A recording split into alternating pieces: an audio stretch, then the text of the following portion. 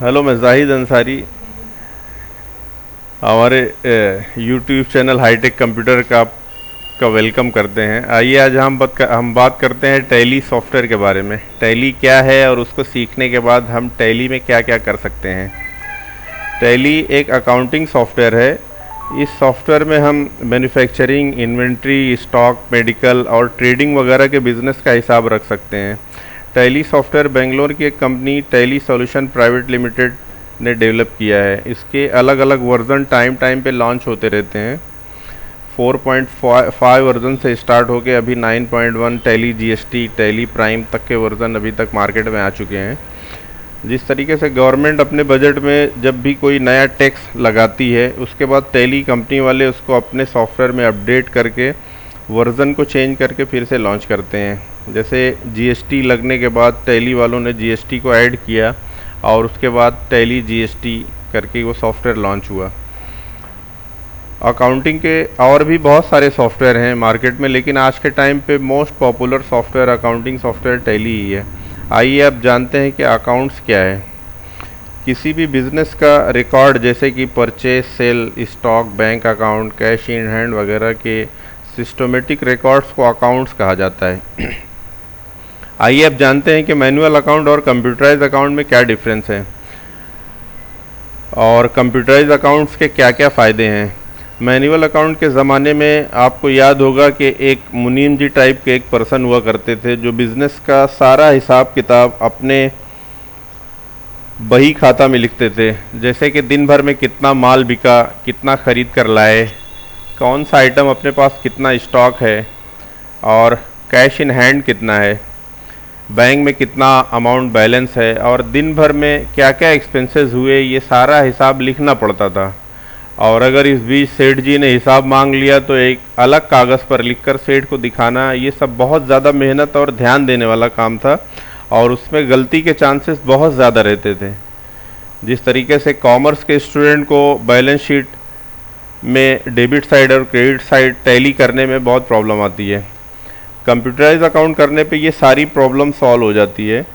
Manual account के मुकाबले में कंप्यूटराइज अकाउंट में आपको सिर्फ 20% काम करना पड़ता है, बाकी सारा काम सॉफ्टवेयर खुद ही करता है। फॉर एग्जांपल आपने कोई आइटम सेल किया तो आपका काम टैली के रूल के हिसाब से सिर्फ सेल की एंट्री पास करना है, जिसमें आप डेटर का नाम, स्टॉक का नाम, क्वांटिटी और रेट टाइप करके सेल वाउचर को सेव करते हैं।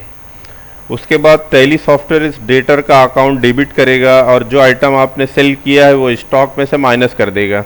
अब आप जब भी डेटर की रिपोर्ट या स्टॉक की रिपोर्ट डेट वाइज या जिस तरीके से भी देखना चाहें वो देख सकते हैं। आपका काम टैली सॉफ्टवेयर के रूल के हिसाब से सिर्फ रिलेटेड वाउचर की एंट्री पास करना है। उसके बाद टैली सॉफ्टवेयर सारा ट्रांजैक्शन ऑटोमेटिकली खुद ही करेगा। टैली सीखना कोई बहुत मुश्किल काम नहीं है। आप लोग जिस तरीके से अपने घर का हिसाब रखते हैं, जैसे एग्जांपल आप एक सैलराइड पर्सन है, आपकी सैलरी मिलने के बाद आप घर का खर्च जैसे दूध वाले का बिल, ग्रोसरी का बिल, ट्यूशन फीस, रेंट वगैरह, इलेक्ट्रिसिटी बिल, ये सारे एक्सपेंसेस पेड करते हैं और उसके बाद आपके पास कितना अमाउंट बैलेंस बचा है, ये सारा हिसाब आप बहुत आसानी से एक नॉर्मल कैलकुलेटर से कर सकते हैं। इसी तरीके से बिजनेस का हिसाब घर के हिसाब से बड़ा होता है, जिसको आपको टैली में आसानी से कर सकते हैं। अकाउंट्स के 3 रूल्स हैं: personal account, real account, nominal account. Tally software यही तीनों रूल के हिसाब से बना हुआ है। अगर आप कॉमर्स के स्टूडेंट नहीं हैं तो आइए हम आपके लिए ये तीनों रूल्स को एक्सप्लेन करते हैं। पहला पर्सनल अकाउंट। पर्सनल अकाउंट का रूल है debit the receiver, credit the giver. यानी जो जिसको मिल रहा है उसको डेबिट करना है और जो दे रहा है उसको क्रेडिट करना है। इसमें कस्टमर वेंडर्स का सैलरी अकाउंट और एम्प्लॉइज़ का सैलरी अकाउंट, ड्राइविंग और कैपिटल अकाउंट ऑफ ओनर्स, ये सारी चीज़ें आती हैं। नेक्स्ट रूल है रियल अकाउंट। रियल अकाउंट का रूल है debit what comes in, credit what goes out. यानी जो आ रहा है उसको डेबिट करो और जो भी जा रहा है उसको क्रेडिट करना रहता है। रियल अकाउंट के हिसाब से रियल अकाउंट में आपका रियल फर्नीचर, कैश वगैरह बिजनेस के ये जितने हैं ये सब रियल अकाउंट में आएंगे। थर्ड है नॉमिनल अकाउंट। नॉमिनल अकाउंट का रूल है debit all expenses and losses, credit all income and gains. जितने भी एक्सपेंसेस और लॉसेस हो रहे हैं उनको डेबिट करना है, और जो भी इनकम बिजनेस में अपने और गेंस वगैरह हो रहे हैं उन सबको क्रेडिट करना है। इसमें इस रूल के इसमें आपको losses, expenses, income, gains, purchase account, sales account, customer account, ये सारी चीज़ें आती हैं। आज के लिए सिर्फ इतना ही।